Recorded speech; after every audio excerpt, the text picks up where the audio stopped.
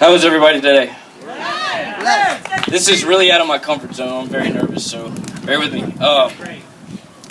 I got saved when I was 5 years old. I asked my mom and my dad. I said I want Jesus to come in my heart. And it was at Vacation Bible School, and I didn't really know the extent of what I was doing. But I do believe that God respects the prayers of our children. I believe that He respected my prayer, and I believe right then He put His hand on me. Right then, even if I didn't quite know what I was doing, I know that that's what happened, because throughout my life, only by the grace of God do I stand here today. I can honestly say that there's no other way but by the grace of God and by Jesus Christ and what He did on that cross is the only reason that I stand here today. But I grew up and I was a pretty good kid. I graduated high school. I had a good family. I went to college, but for some reason when I went to college, I started dabbling in painkillers. I started taking painkillers and drinking a lot and doing more drugs. I started smoking marijuana. Things started to get out of control. I got arrested a few times, went to jail, I went to different rehabs. I've been to 28-day programs. I've been to 3-month programs. But nothing really. I would do okay for a while, but then I would fall. I would do okay for a while, and then I would fall. I'd get a good job, and then I would fall. I'd get a girlfriend and a good job, and then I would fall. It would happen over and over again.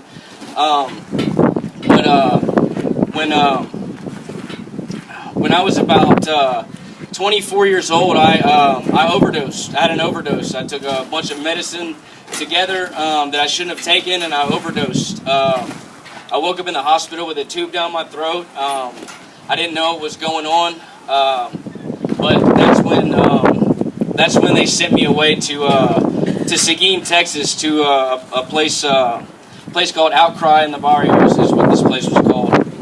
And I went there with a little knowledge of who Jesus Christ was. I felt like I was saved, and I do believe that I was saved, but I didn't know the power of the Holy Spirit. I didn't know that I could have power over sin. I didn't know I could have authority over sin. I didn't know any of that. Nobody ever told me any of that. I just thought you ask Jesus into your heart, and you go to heaven one day, and that was it. But Jesus is calling us to walk in power, and that's what He was calling me to do, so I could be a testimony. But I remember I used to argue with my pastor. He used to talk about tongues. I said, that's all that baptism of the Holy Spirit stuff. That's not real. That was for them back then. But He laid hands on me, and when He laid hands on me, something came over me. The Holy Spirit of God came over me. I started shaking. I started speaking in tongues. I didn't even know what was going on. I didn't want that gift, but it came over me. It came over me, and I didn't even want the gift. But I decided right then I was going to dedicate my life to the Lord, and I did dedicate my life to the Lord. I dedicated my life to ministry. I started doing ministry, but somewhere along the line I got real bitter, and some bad things happened, and I got bitter, and I went back to my old life. God had blessed me. I had another good job, and I met a great woman, and I got engaged, and things were going well, but for some reason I'd gotten really bitter in my heart, and I went back to using drugs and alcohol, and it got worse and worse and worse. I started using needles, and it got worse and worse and worse. There were times that I made it home, and I don't even know how I got home. I should have killed myself. I should have killed somebody else.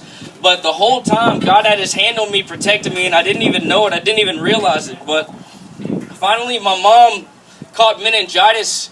My mom almost died in the hospital. My dad looked me in the eye and he said, "Son, whatever you do, don't come to this hospital high. Whatever you do." That couldn't stop me from getting high. That couldn't stop me from getting high. I still got high. I went to the hospital with my mom almost dying. I was stealing from my own family. There was no power on the face of the earth that could change me. I tried every single thing that everybody has to offer out there in the world to change me, and it didn't work. It didn't work. There was nothing that could change me. But when Jesus Christ came back into my life at the Sozo home, I got restored, and Jesus Christ, He reached down and He picked me back up. And He healed me. He healed me. He set me back on fire. He restored me. He's restored my family. My mom looked at me and said, "I'll never be able to forgive you again." but He's restoring my family. He's restoring me, and that's why I give Jesus Christ all the honor, glory, and praise today. Thank you.